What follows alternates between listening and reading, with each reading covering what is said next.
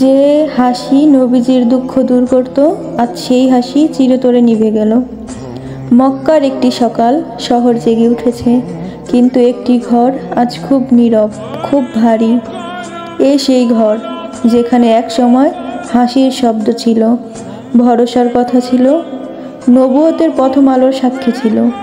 আজ সেই ঘরে শুয়ে আছেন খাদিজা রাদিয়াল্লাহু আনহা, দুর্বল, শান্ত, কিন্তু তার মুখে আগের মতোই ভালোবাসার প্রশান্তি। শিয়াবে আবি তালিবের 3 বছরের কষ্ট তার শরীরকে ভেঙে দিয়েছে, তবু তার হৃদয় কখনো ভাঙেনি। প্রতিটি কষ্টে তিনি দাঁড়িয়েছিলেন রাসূল মুহাম্মদ সাল্লাল্লাহু আলাইহি সাল্লামের পাশে। কিন্তু আজ তার শ্বাস ক্রমেই ধীরে আসছে। আর সেই মানুষ যার উপর পৃথিবীর বোঝা ছিল, যিনি ওহির ভয় নিয়ে প্রথমবার ফিরে এসেছে, যার বুকে আশ্রয় পেয়েছিলেন, তিনি আজ দাঁড়িয়ে আছেন নিস্তব্ধ হয়ে। রাসূল মুহাম্মদ সাল্লাল্লাহু আলাইহি সাল্লামের চোখে ছিল এমন এক ব্যথা যা কোনো শব্দে বলা যায় না। যে মানুষ কখনো নিজস্ব কষ্টের কথা বলেনি, আজ তার দৃষ্টি বলেছিল, আমি আমার জীবনের সবচেয়ে বড় সহায়টা হারাচ্ছি। ধীরে ধীরে খাদিজা রাদিয়াল্লাহু আনহার শ্বাস কমে এলো। যে হাত দিয়ে তিনি নবীজিকে সান্ত্বনা দিতেন, যে হাতে প্রথম বিশ্বাস দেখিয়েছিলেন, সেই হাত ঠান্ডা হয়ে গেল। মুহূর্তটি ছিল এতটাই ভারী যা প্রকাশ করতে যে কোনো ভাষা অক্ষম। ঘরটি যেন নিঃশ্বাস বন্ধ করে দাঁড়িয়েছিল। ইতিহাস বলে, রাসূল সাল্লাল্লাহু আলাইহি সাল্লাম নীরবে তার পাশে বসে থাকলেন।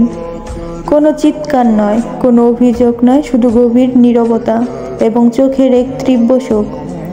তিনি নিজের হাতে খাদিজা রাদিয়াল্লাহুকে কবর করে দিলেন। কবর ভরতে ভরতে তার ভিতরটা ভেঙে যাচ্ছিল, কিন্তু তিনি একটা শব্দ উচ্চারণ করলেন না। মানুষ শুধু দেখেছিল একজন নবী তার হৃদয়ের সবচেয়ে প্রিয় মানুষটিকে মাটি দিয়ে ঢেকে দিচ্ছেন। এমন এক ব্যথা যা আসমানের ফেরেশতারা পর্যন্ত জানতেন। ফিরে আসার পর ঘরের নীরবতা তার হৃদয় বিদীর্ণ করে দিল। যে ঘরে তিনি সবসময় শান্তি পেতেন, সেই ঘর আজ অচেনা লাগছিল।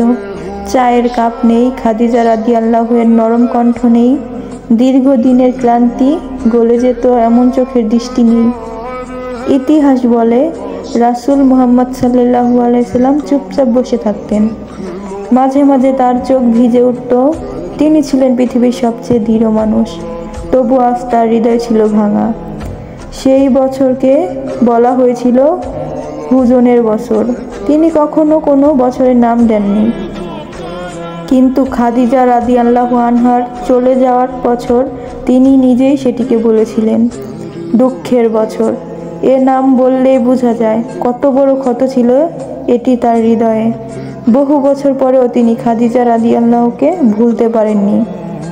আয়েশা রাদিয়াল্লাহু বলেছিলেন, রাসূল মুহাম্মদ সাল্লাল্লাহু আলাইহি সাল্লাম যখনই খাদিজা রাদিয়াল্লাহুর নাম শুনতেন, তার চেহারা বদলে যেত। কখনো হাসতেন, কখনো চোখ ভেজে উঠত। তিনি বলতেন, খাদিজা আমাকে তখন বিশ্বাস করেছিলেন যখন মানুষ অস্বীকার করেছিল। এই একটি বাক্যই ছিল তার অনুভূতির গভীরতা।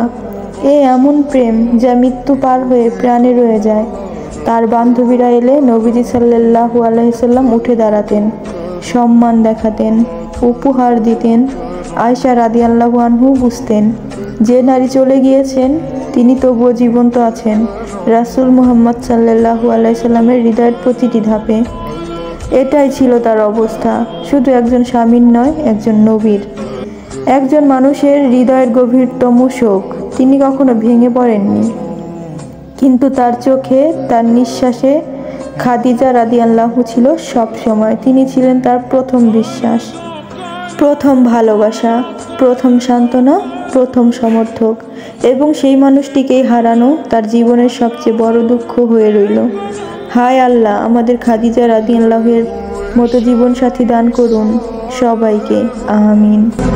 रहमत के तलबगार है हम वास्ता।